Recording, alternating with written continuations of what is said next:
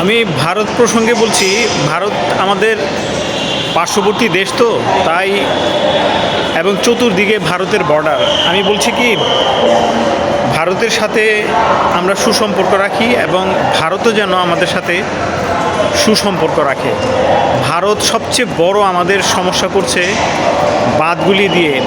এতগুলি নদীর মধ্যে তারা বাঁধ দিয়ে হঠাৎ করে ছেড়ে দেয় এবং এই প্লাবনে আমাদের বাংলাদেশ সব বন্যায় ডুবে যায়।